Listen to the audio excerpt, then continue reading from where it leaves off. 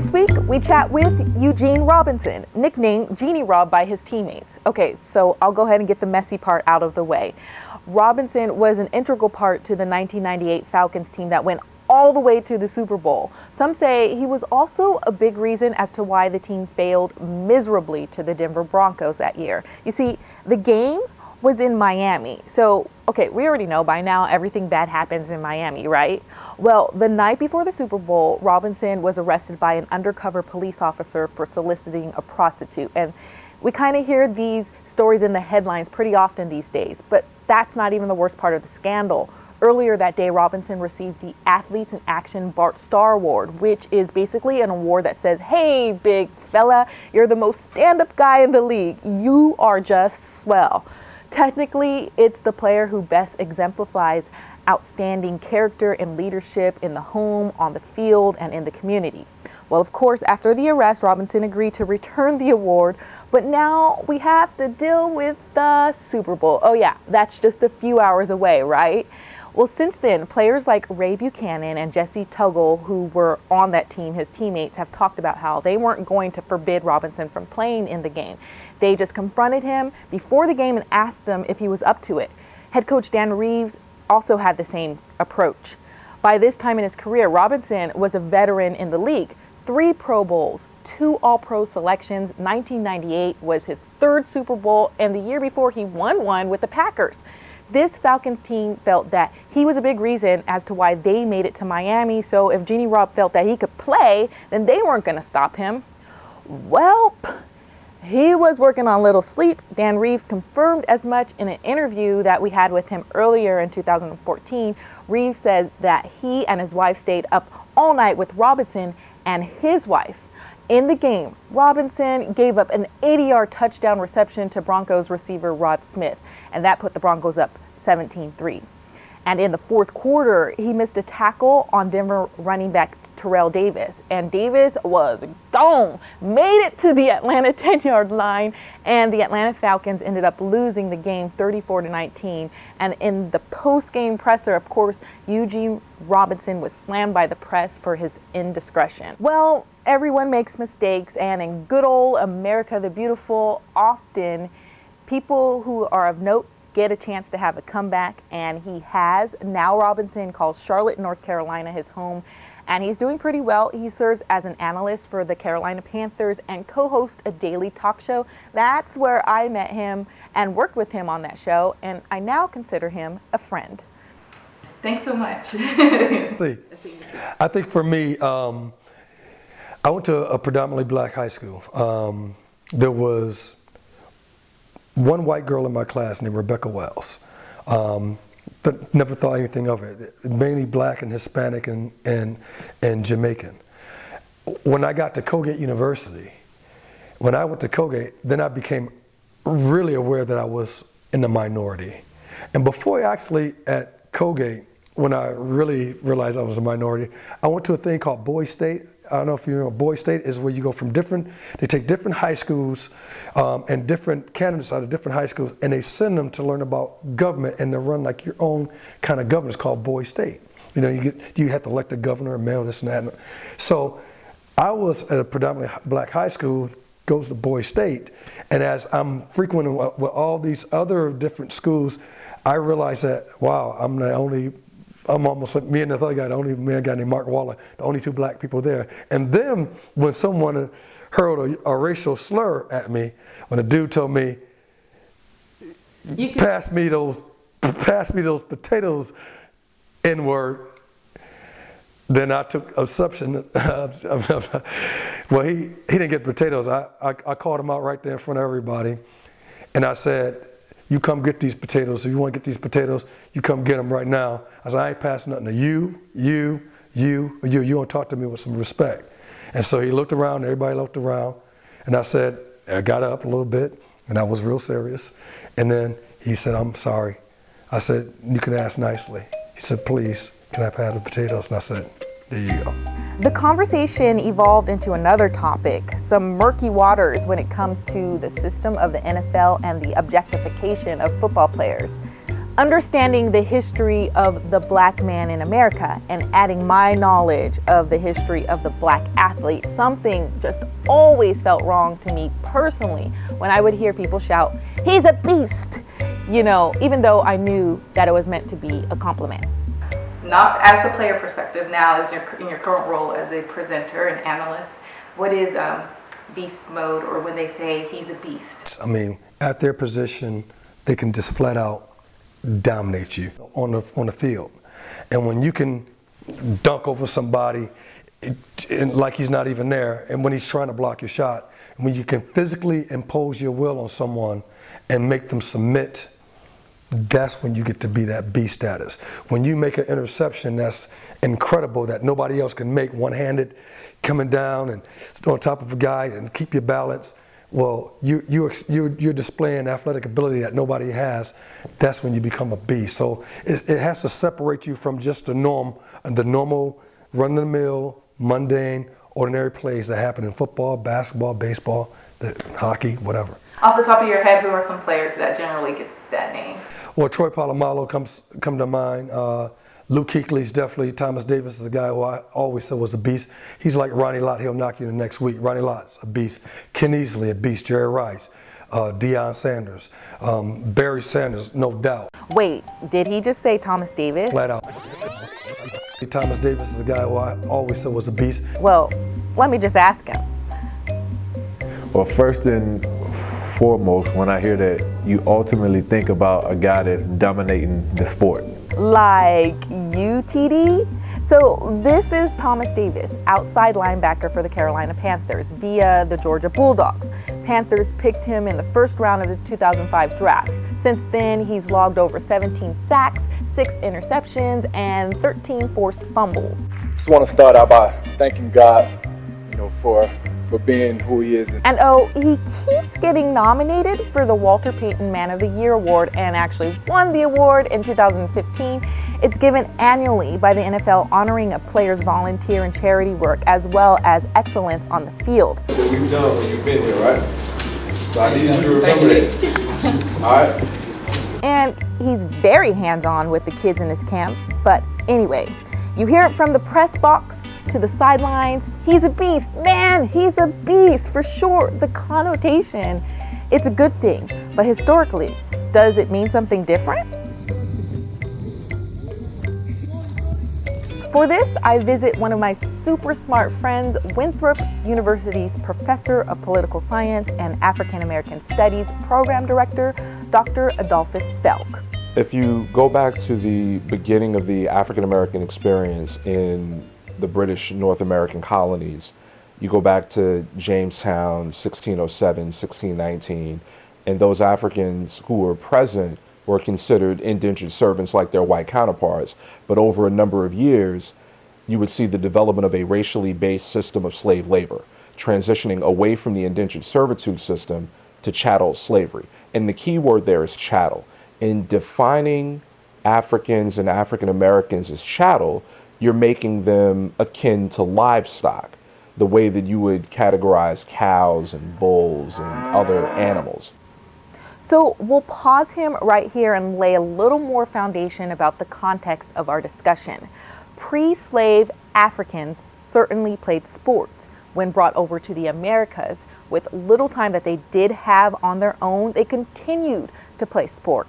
Plantation life was always controlled by the landowner, so there were sports played by slaves for their own pleasure and sports slaves were forced to play for their master's pleasure. We'll get a little more into that detail later, but for now, back to the chattel Black American slaves. That's when you get this sort of deep interest in black bodies as commodities. You look at the development after the banning of the transatlantic slave trade in 1808 of a domestic slave trade. As a result of fears about security and things of that sort, the Southern planter class began to eschew importing Africans that they thought were too dangerous. The prevailing mindset was that we could grow our own. And you have the states of the Upper South, Maryland, Virginia, the Carolinas, producing slaves for the Lower South, Alabama, Mississippi, Louisiana, so on and so forth.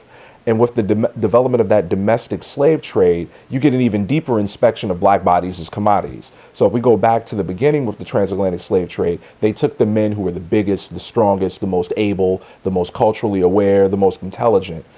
Then you look at the development of a domestic slave trade, you're matching people. You're mating people the way you would mate animals to develop a superior stock. And so you get the language of, oh, well, that guy's a stud. And it penetrates our popular discourse in defining people who are desirable sexually or people who have character traits or attributes that we regard as being respectable. The etymology of these terms is lost. The origins of the terms are lost. And so we talk about, especially in athletics, a player being a stud or a player being a beast or that guy's an animal. And we don't think about the eerie similarities between chattel slavery and the business and management of sports. Ah, the nicknames of slaves. Aside from the most famous one that you know, nigger, captors called slaves studs, bucks, wenches, fillies. You see where I'm going with this? All names of animals, beasts. Oh, and yeah, they were also called beasts. So you see, we can't call our boys, our men, beast, right? I don't talk about guys or women. I don't describe players as being studs because I know the legacy of that term. Something with beast mode, it's something that Marshawn Lynch himself embraced. It's something that in the context of which it's being discussed is not dehumanizing in the same sort of way. It's meant as a compliment that this guy is so aggressive, runs with so much violence. You know, I heard him say once that, you know, I don't run to get tackled. You know, he runs with violence. He makes people reticent to meet him in the hole because they know he's bringing 225 pounds of fury. So it's meant as a compliment. He runs with a style that's similar to that of a guy like Walter Payton or Jim Brown. He runs with a lot of ferocity. But then there's this other thing that, if taken too far, can be dehumanizing. Remember Sean Taylor? His teammates called him half man, half beast. Now, nicknames in sports go hand in hand. I don't want to confuse the issue. My nickname is Dayvee. It's a nickname I got from playing and working in sports. Kobe Bryant's the Black Mamba. We call Olympic gold medalist gymnast Gabby Douglas the Flying Squirrel. And, you know, good old Eldrick Woods, right? Tiger. That's Tiger Woods. Okay, so this game can go on forever. Back on task, and that's Beast, the formidable nickname or mantra granted to specific players. Marshawn Lynch, you know, you feed man some Skittles, he's going to get his eat on. But there's no doubt about it. What he does is he runs the ball extremely well. He runs with passion, and then he's that guy that I'm going to run you over if I have to run you over or outrun you. There's a number of guys that kind of fall in that category. Kevin Durant, he's playing like a beast right now. Blake Griffin, you know, just to name a few. So in our contemporary environment, when we talk about sports, we use these things not to strip people of their humanity, but as a sort of compliment. And I think about someone like J.J. Watt, defensive end for the Houston Texans. He is an outstanding player, and he's strong, he's fast, he's long, he's disruptive, he's as good against the run as he is against the pass. He plays with discipline, technique, and strength. And people describe, oh yeah, that guy's a beast. And they mean it in a complimentary way. So a player like J.J. Watt comes to mind. I think someone like Gronkowski, tight end for the New England Patriots, he comes to mind because he's a large man. And men who are that big shouldn't be that fast and shouldn't have that level of definition. His mass is functional. And so when you look at the way that people describe him in the NFL community and then in the press, oh yeah, that guy's a beast. Oh, I remember calling this woman who's he's an ex-football player. His wife runs. I won't tell you what it is. His wife runs, and she's a great runner. And one day I mentioned to her, I said, man, you a beast. And she got offended because as a woman, I called her a beast. She thought I was, you know, calling her an animal. And I was like, oh no, this is a good thing. No, that's not what I mean. This is a good thing. I'm talking about your execution and the fact that you can do something that most people can't do, and you do it with excellence. oh, okay, you had to qualify that. So as long as we got the qualification, I think in football and just in athletics, everyone knows that beast is synonymous with someone who is great at what they do and imposing their will, and not so what you would think offensive as someone calling you in derogatory terms an ape. So I do think that it's a phrase that's used to describe players across racial and ethnic lines who play the game in a particular way. Dr. Belk talked about the development of the black athletic body. It's become something both awed and feared. And looking back at early writers of sports in this country, let's say the early 1900s, the terms used to describe their great, non-African, of course, athletes were akin to Greek gods. He'd be strong, muscular, and graceful, a Zeus, an Apollo. How come we don't call Julius Peppers an Apollo? How have our guys evolved into beasts? I think that you sometimes have to separate the two and ask yourself about context, because context matters a great deal. As an intellectual and as a sports fan, there are some things about sports, the management of sports, that I think reflect the brutal, dispassionate efficiency of the slave labor system. It reminds me of the research of a business professor who went out simply trying to write a history of different contemporary management practices, but she kept running into slavery. I look at something like the NFL Combine. We measure your height, your weight, how fast you run, how high you can jump, how much you can bench press. Then we do these things about mental aptitude, like these various tests of cognitive ability or temperament. And to me, they're eerily similar to the sort of things that were done to inspect a population of people that were to be sold into enslavement. Measuring height, weight, looking at the body, trying to discern whether or not people were suffering from disease, licking perspiration as a way of testing for the disease. Now, these things are being done to everyone who shows up. So they're being done to white players, black players, Latin players, so on and so forth. But it still bothers me because I know the history of things like that. It's no secret some players get an eerie feeling when it comes to the whole systematic process of becoming an athlete here. I remember having conversations with friends in college at UCLA when I went there, and that was just college, not even pro sport. Remember in 2011 when Minnesota Vikings Adrian Peterson compared the NFL to modern day slavery? It was during the lockout and labor negotiation.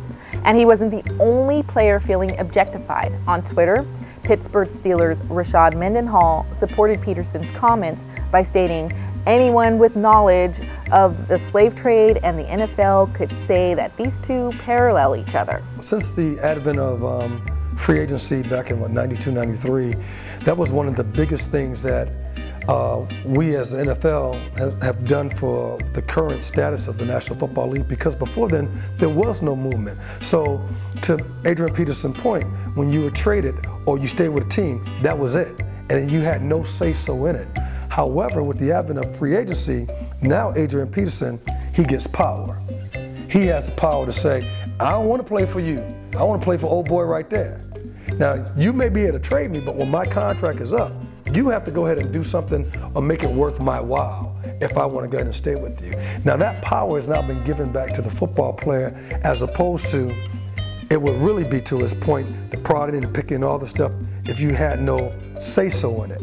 But now you do. You have much, much more say-so because of the advent of free agency that's entered the league, that's really given power, and I'm talking about real dollars that you can put in your hands to the NFL player who didn't have that before. For me, it's always been about going out, competing, and doing it at the highest level.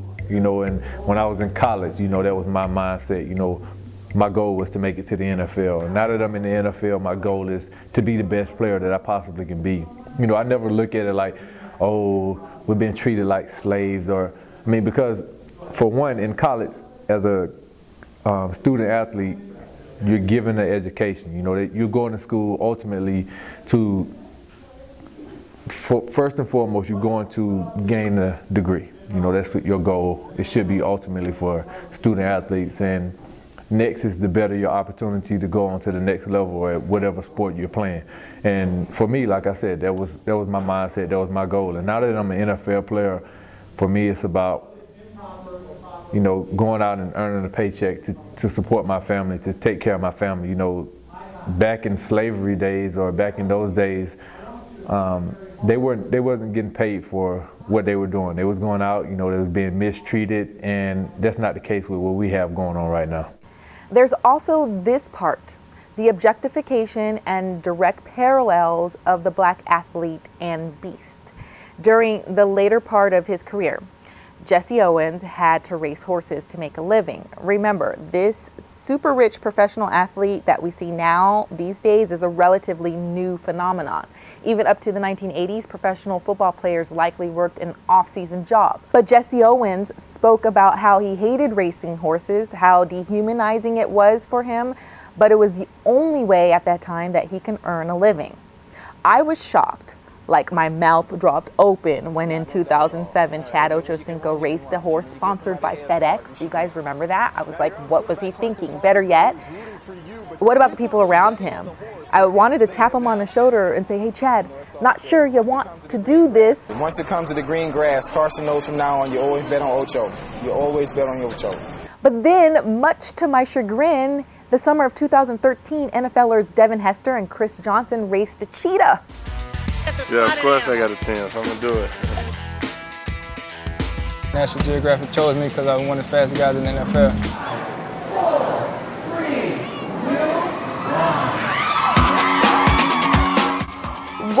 2, 1. What are we doing here? It was on the National Geographic channel, nonetheless. So there is a lot about the struggle that these guys and young women don't necessarily know.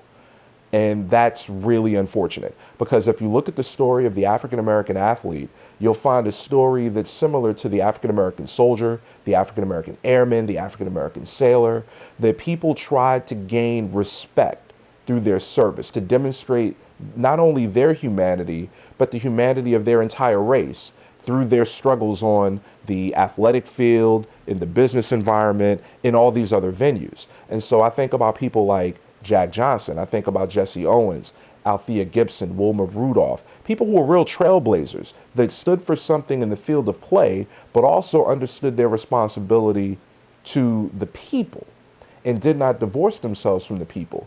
A lot of folks nowadays are like, well, those battles have been fought and won, and don't really pay attention to it, aren't knowledgeable of it, and their actions reflect it. And I don't think most people are looking for them to be these sort of great political leaders. No one's looking for them to be Muhammad Ali or Jim Brown or anyone of that ilk. But sometimes it seems like they're not even really organizing for themselves and for their own benefit. And I think that reflects a lack of knowledge about the history of their particular sport and what people did for them to be able to play. So even with context, and if we embrace this phrase for what it is, because it is positive, we own it, right? How is this different from the N-word? Two different planes. When we look at the N-word, it's regarded as one of the most explosive racial epithets in the English language. And it's had a sort of staying power across time and across space that other epithets just don't have or haven't been able to demonstrate. So I think that those things can be separated, because if we look at the Jonathan Martin, Richie Incognito situation, there's no good that came of it. So let me just add some context here. In November of 2013, very strange news broke out from the Miami Dolphins locker room that centered around teammates Richie Incognito and Jonathan Martin. Incognito led in bullying Martin to the point of him quitting the team. From that report arose details that teammates granted white Incognito the title as an honorary black man. He was even allowed to say nigger around them. They even considered Incognito more black than Martin, who was actually black. And when you talk about making people honorary black folk, you know, that's foolish. That's foolishness.